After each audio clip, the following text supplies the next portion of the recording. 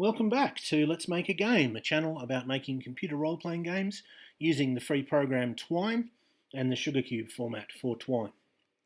I have received a comment on one of my old videos asking a question. User Elkator955 wants to know, is there a way to make only one table's borders appear? In other words, can you have a HTML table without borders and then one with borders in the same program in a fairly sort of simple way? Well, as you can see, I've done here. Yes, you can do that. We have a just close that. We have a HTML table with with invisible borders. There's nothing delineating the different cells. Then we have one with a border only around the whole table and not dividing the inner cells. And then we have one with all of the borders shown. So that's what it looks like. And here is the code for how you do it. So this was inspired by the video I did on col span and row span. So I'm going to show you the code that we did in that, and then I'll show you the change that I made. That should make it easier to understand what's going on. So let's get into col span and row span, and the relevant code is in the style sheet. So what I did here, normally I'd have it laid out like that, but anyway, this was a while ago. I've got TD and then a curly bracket, border, colon, so BORDER, colon, 3px solid white, semicolon, and then end curly brackets. So what does that mean? Well, TD means, TD is the command that you use in a table to indicate the beginning of a cell. The main, what's the word? The main commands you use in a HTML table are table, and then slash table, of course, to end it. And then you have tr, and slash tr. Tr means that it's the beginning of a row, and then td, and slash td, means that it's the beginning of a cell. So this tells the style sheet that whatever we're going to put inside these curly brackets is what it should do whenever there is a TD. In other words, whenever there is a cell for a HTML border.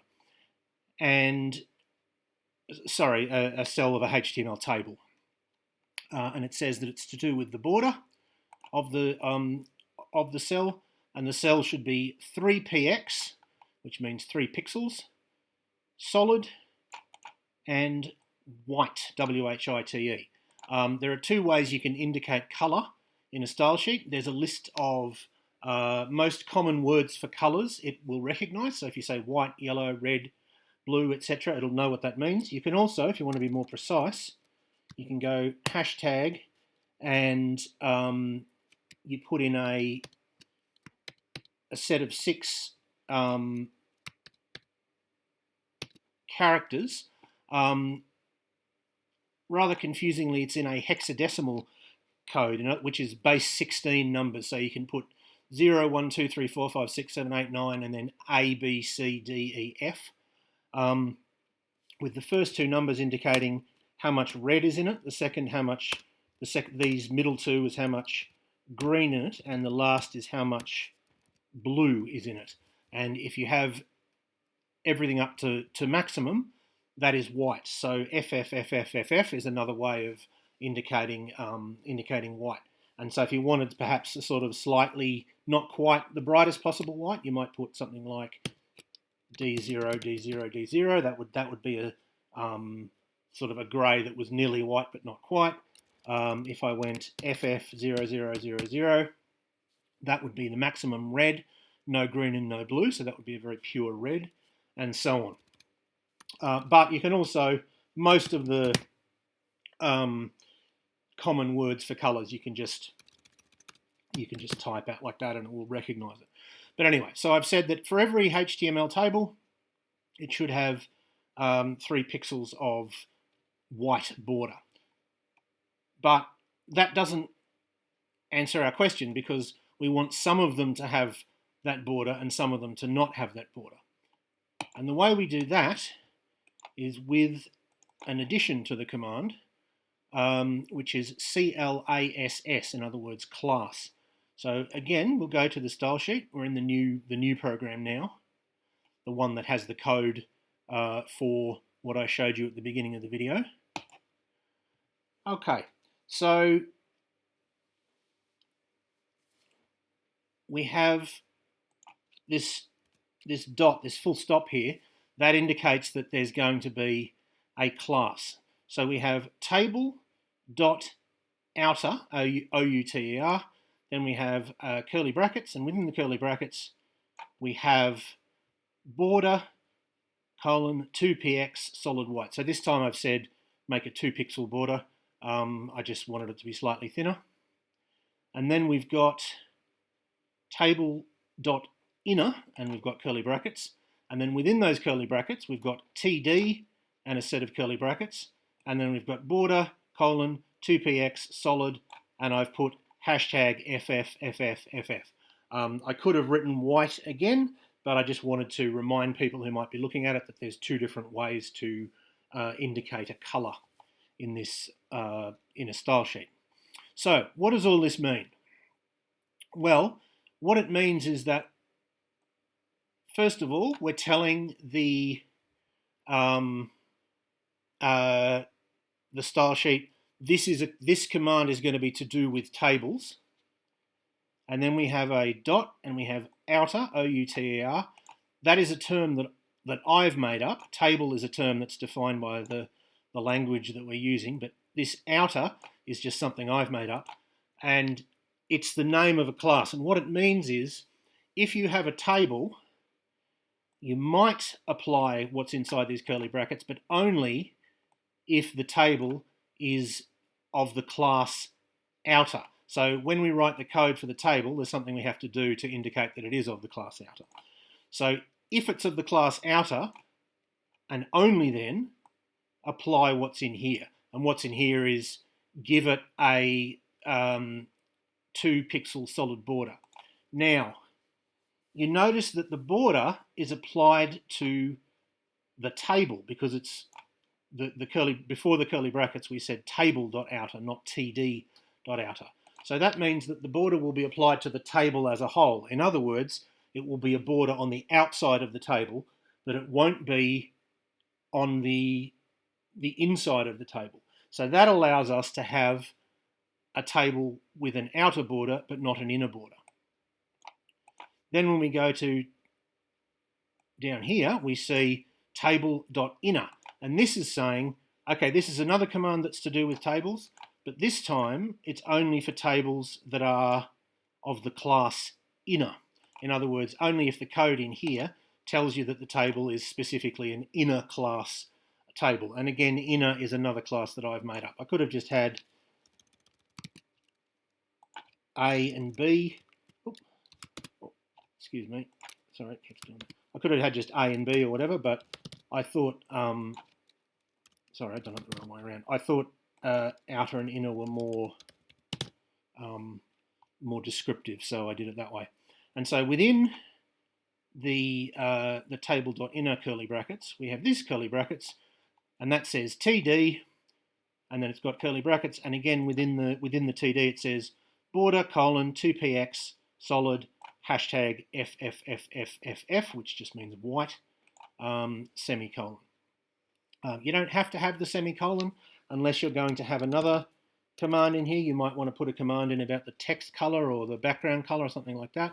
But I found that it's good practice to just have that semicolon just so you remember. You could certainly leave it off and it would be fine, because we've got only one thing that we're telling it to do. But I think it's best practice to just do them every time. So this one is saying, when you see a table that is of the class inner, you should apply this style, which is that every time you see a TD within that table, you should apply a border. And that, because that's applied to every TD, in other words, to every cell within the table, we won't just have a border around the edge of the table. We'll have that, but we'll also have the borders inside, in between two TDs or two cells. So you might ask, well, why do we have table.inner, then curly brackets, and then have the TD? Why don't we just go td.inner and have the specification there? Wouldn't that be simpler? And the answer is actually it wouldn't be simpler, because of how you let the program know that this is an inner class or an outer class element. So let's have a look at that, and I'll show you. So here we have, it looks very complicated, but it is actually conceptually quite simple. There's quite a lot of, it takes up quite a lot of space, but it's this is a very simple 2x2 table. We have table, we have tr, we have td, and then we have the contents of the cell, /td, td, contents of the cell, end of the row, new row, td, contents of the cell, /td, td, contents of the cell, /td, /tr, meaning end of the row, and then end of the table. And that specifies a 2x2 table, which says, the top left-hand corner has nothing, or the text nothing, and then nothing to see here. So that is just a simple 2x2 table with no special specifications. It's just treated in the default way that you treat tables, which in this case is to have invisible borders, don't have any lines indicating the borders between the cells. So then we go down and we have table class equals quote outer quote, and then we have exactly the same code except that the words are different. It says now and outer border. And because we've said table class equals quote outer quote, it says, oh, outer, I have a class called outer. I know what to do.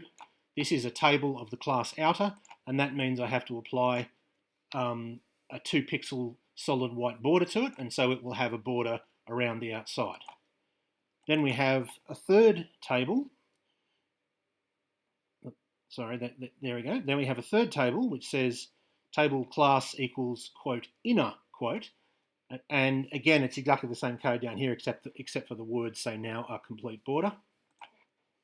And again the program says, oh yes, I know what inner means, or I know what a table of the class inner means. It means that every time I see a TD, I have to apply a border to that TD, which means, of course, that the table has a complete border. The internal cells, the boundaries between two internal cells, also have a border. Now, this answers why we didn't just go td.inner, because when we have it as a class of table, we only have to specify it once. We only have to specify it once up here, and then every time there's a TD in that table, it'll know to give it a border. If we'd had td.class equals inner, we wouldn't have to put anything here, but every time we had a TD, we'd have to go td class equals inner, td class equals inner, and so on. So we'd have to specify it for every single TD. And of course, it's much easier to specify it for the table. Even though there's a couple of extra lines, it involves a slightly more complicated bit of coding here. It saves us much more in the main program, being able to do it just once rather than having to do it every time we make a cell. If for some reason we wanted different styling for different cells in the same table, then we would go td.class equals whatever. So we might go td, sorry, that's irrelevant. Okay, td dot, red, and then we might specify that has a red background. and then we might be able to have a checkered. We won't want to have a checkered pattern of different coloured backgrounds or something like that. Then we would do TD. We would do it on the TD level, but we do it on the table level because then we only have to specify it once. So I hope that answers your question, and I hope for the rest of you, if you have any other questions, certainly put them as a comment, and I will answer them if I can. It's a quite small channel, so I definitely see every comment, and I definitely reply to every comment. Sometimes I can't.